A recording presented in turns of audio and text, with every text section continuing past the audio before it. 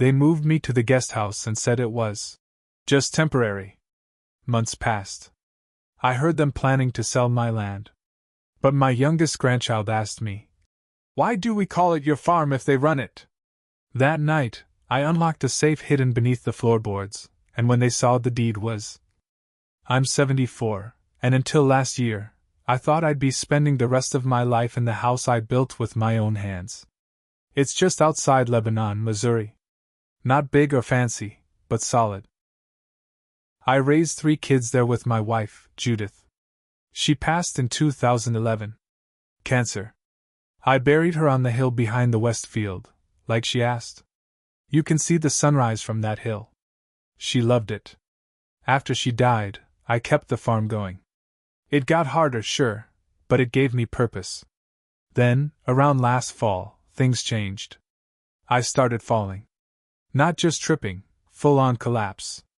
Once, I passed out next to the chicken coop and woke up 2 hours later with ants crawling up my leg. I knew something was wrong. I told my doctor, and he said it might be early-stage Parkinson's. Still needed more tests. My oldest son, Alan, came down from Kansas City when he heard. At first, it felt good to have him around. He brought his wife, Gina, and their boys, Micah and Simon. They made dinner, helped clean up. I thought, well, maybe this is what family's supposed to do. But it didn't stay that way. Alan started acting like he owned the place. He walked through the house opening drawers, moving furniture, muttering stuff like, "We'll need to update this," and "This place has real market potential." Gina would stand behind him nodding. Like I was invisible. 2 weeks in, he told me, "Dad, we should move you to the guest house.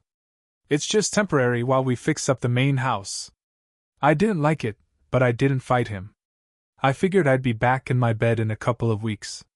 That was 8 months ago. They never moved me back in. The guest house is 1 room. It's got a bed, a bathroom, a tiny kitchen. They brought in a new TV and a recliner, said they'd stock the fridge. At first, they did. But little by little, they stopped. Some days I got a sandwich. Some days, nothing. They kept saying, "We've been busy." Or, "Didn't you get the groceries we left by the door?" Rachel, my daughter, came around too. Lives out in Rolla. She and Alan started talking about the future of the farm. Mark, my youngest, who barely ever visits, showed up and pretended to care. Said, "Maybe it's time to think about assisted living." The guy hasn't worked a full-time job in years but suddenly wanted to make decisions. They didn't ask. They just took over. Alan started paying the farmhands, not with my checkbook, but some new account he set up. Rachel hired a landscaping guy who tore out my wife's rose bushes like they were weeds. Mark said we should sell the south field.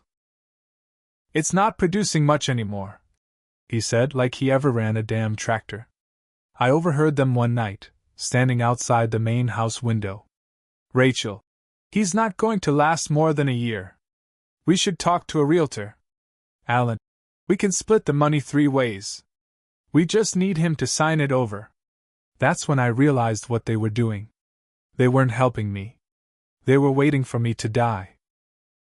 A few days later, Rachel brought a folder and said, "We need your signature on some insurance forms." I asked what it was for. She smiled and said, "Just protection. In case anything happens." I didn't sign. Things got quiet after that. I think they were getting impatient. Then came the question that changed everything. My granddaughter Grace, Rachel's youngest, snuck into the guest house with a peanut butter cookie and sat beside me. She asked, "Grandpa, why do we call it your farm if they run it now?" I didn't answer right away. I couldn't. My chest felt tight. That night, when it got dark, I pulled up the rug under my bed. It covered a trapdoor I built back in the 80s. I used it to store old guns, paperwork, and cash. It had been sealed for decades. I pulled out the safe and cracked it open.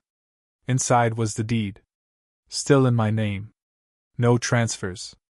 No signatures but mine. The next morning, I called my lawyer, Tom Finley. He's been around for years.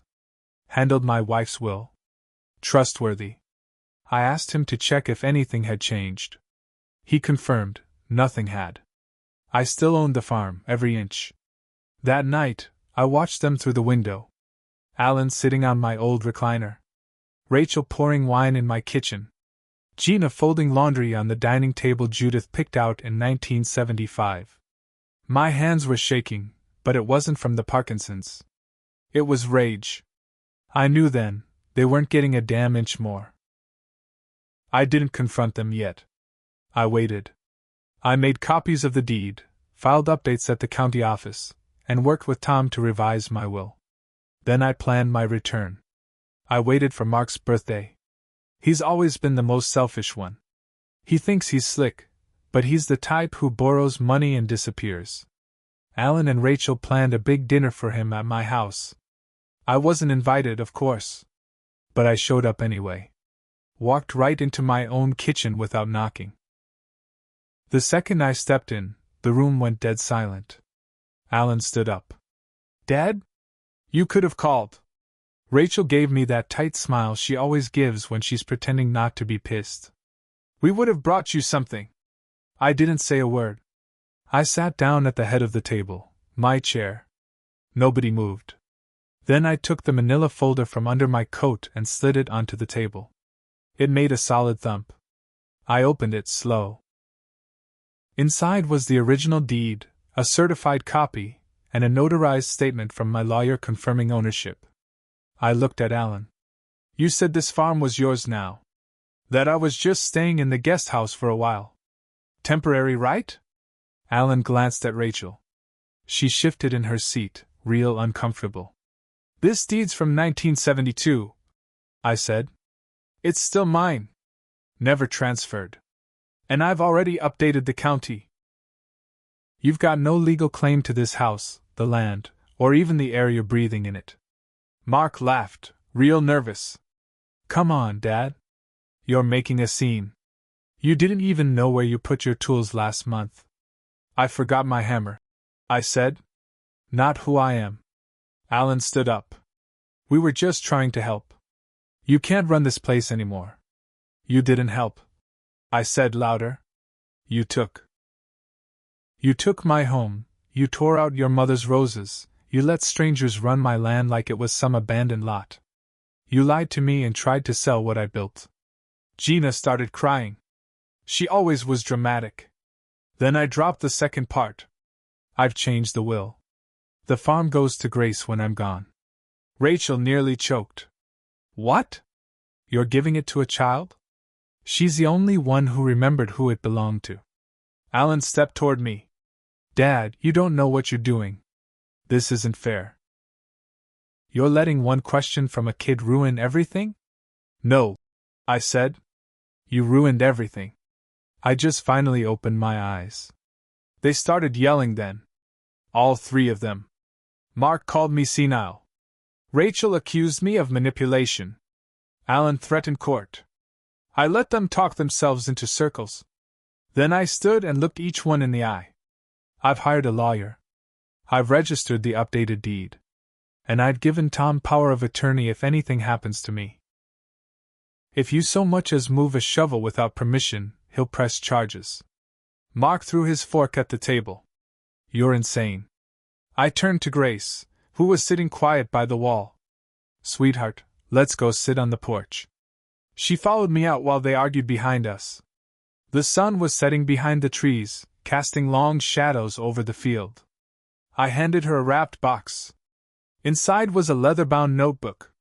The title said "The Farm, from Grandpa to Grace." She opened it and smiled. Grace sat next to me on the porch, cradling that notebook like it was treasure. She didn't say much, but I could tell she knew it meant something important. I'd been writing in it every week since she was born, notes about the land, where the well line runs, how to fix the gate when it sticks in winter, stories about her grandma. Stuff you can't Google. Stuff no realtor would ever care about. Inside the house, the yelling got louder. I didn't bother going back in. 2 days later, the retaliation started. First, Alan shut off the electricity to the guest house. He claimed there was an issue with the breaker. I knew better. The panels inside the barn. He was trying to make it uncomfortable. Rachel stopped bringing groceries. I caught Mark in the barn, going through my old files. I asked him what the hell he was doing and he said, "Looking for receipts. You know, stuff you might have misplaced." He was looking for leverage. Didn't matter. I'd already moved anything important to the bank's safe deposit box. Then I found a copy of a power of attorney form in the trash can outside the main house, filled out, just missing my signature. They'd been trying to forge legal control. I didn't have proof yet, but it told me everything. I installed trail cameras, bought them quietly online and had them shipped to a friend in town. He dropped them off when Alan and the others were gone one afternoon. I set one by the barn, one by the front drive, and two by the guest house. That same night, I caught Mark sneaking out at 2 a.m. with a duffel bag. The next morning, some of my hunting rifles were gone. I called the sheriff. Mark tried to lie his way out, said they were his, that he was just borrowing. But I had serial numbers, and I had photos. The deputies didn't arrest him, not yet, but they warned him he could be charged. He stormed off, cussing, peeling out in the driveway like a teenager. That's when Rachel finally showed her true face. She came to the guest house the next day, calm, sweet, acting like she was the only sane one. "Dad, we need to stop all this. This is tearing the family apart. Why don't we just sit down and sign a co-ownership agreement? You can stay on the land, we'll take care of everything. You won't have to lift a finger." I asked. "And then what? You sell it out from under me and toss Grace a check for college?" She blinked real slow, like I just guessed the exact plan. "I'm not signing anything," I said. "And if you keep harassing me, I'll take it to court. Elder abuse. Theft. Fraud. You think they won't listen to a 74-year-old disabled vet with medical records and 3 kids fighting over his will?" Rachel's voice went cold. "You're being cruel, Dad." "No," I said. "You're just mad I'm not as weak as you thought." She walked off. That was the last real conversation we had. A few days later, I got a letter from a real estate agent, a stranger. He asked if I was still interested in proceeding with the sale of the property. It was clear as day. One of them tried to forge my consent and start the process. That's when I stopped playing defense. I made a new plan. One they wouldn't see coming. I called my lawyer, Tom, and told him everything, every lie, every forgery attempt, every threat. He was pissed. Said I'd been more than patient. We met in town that week and finalized the next steps. First, we filed an official trespass warning against all 3 of my kids, Alan, Rachel, and Mark. Since they had no legal right to the property, and I had documented evidence they were acting against my wishes, the sheriff's office delivered each of them a notice. It wasn't an arrest, but it was serious. It meant if they stepped foot on my land again, they could be taken away in cuffs. Alan showed up that night, ignoring the warning like the smug coward he is.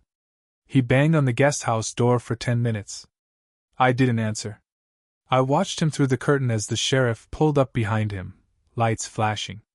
Alan tried to argue, tried to spin it like I was confused or unstable. Didn't work. They took him away, not in cuffs, but with a formal citation and a clear warning, "Don't come back." Rachel and Mark got the message. They stayed gone. But that wasn't enough. See, I knew they'd try to circle back later, wait me out, challenge the will after I was gone, maybe even try to manipulate Grace when she got older. So I decided to go further. I sold off part of the south pasture, about 10 acres I never used, and used the money to set up a living trust in Grace's name. That meant the farm couldn't be sold or transferred after I passed, not without her explicit permission, and only after she turned 25. I also added a clause. If anyone attempted to challenge it, they'd get nothing. No money. No property. Not even a damn chair from the living room. Then I did one more thing. I wrote a full statement, dated, signed, notarized, detailing exactly what Alan, Rachel, and Mark had done. I attached every document, every email, copies of the insurance forms they tried to trick me into signing, photos from the trail cams, the letter from the realtor, even the missing gun report with Mark's name on it. Tom placed that file into his office safe with strict instructions. If anything happened to me, it would be delivered directly to the probate court and to the local paper. I named names. I didn't hold back. After all that, I started to feel peace again. Real peace. Not just quiet, but the kind that lives in your bones when you know your enemies have finally lost. Months passed. No more visits. No more mail. No more lies. Just me, the farm, and Grace. Every Saturday, Grace came by. We worked on the notebook together. She'd help me feed the chickens, check the irrigation, plant onions or carrots. She asked questions. Good ones. I could see her brain working, her heart growing into this place. One day I asked her, "You still want this place when you're grown?" She looked me in the eye and said, "Yes, Grandpa. I won't let anybody take it. Not ever." That was all I needed to hear. 2 years later, I had a small stroke. Nothing fatal, but it slowed me down even more. Grace was older by then, a teenager. Still visited every week. Still cared. Still wrote notes in the book. And my other kids? Well, Rachel moved to Arkansas. Her husband left her. Word is she tried to start a new life but couldn't afford much without that big inheritance she expected. Mark got picked up last fall for stealing from his boss. Plea deal kept him out of jail, but he's living in a motel now. Still blaming everyone but himself. Alan's the worst off. Lost his job. Divorced. Tried to sue me again after the stroke, claiming I was mentally unfit. Judge took one look at the trust documents, the videos, the trail cam footage, and threw it out. Tom filed for harassment damages. Alan owes me $7,300. I'll never see a cent of it, but the judgment's public. Sometimes I get letters from them. Pathetic ones. They beg. They guilt trip. Alan even sent a Christmas card with a picture of his kids and a handwritten message. They missed their grandpa. I threw it in the fire. Because here's the truth, I gave them everything when they were growing up. A safe home. Food. A life. But when I got old and tired, they didn't give a damn about me. They saw a $sign where their father used to be. And when they realized they couldn't take what wasn't theirs, they got angry. But Grace? Grace sat beside me when I couldn't walk straight. She helped me wash my hands when the tremors got bad. She listened when I talked about her grandma. She cared. That's why, when I die, she gets the farm. The rest of them? They get to live with what they did. That's their inheritance.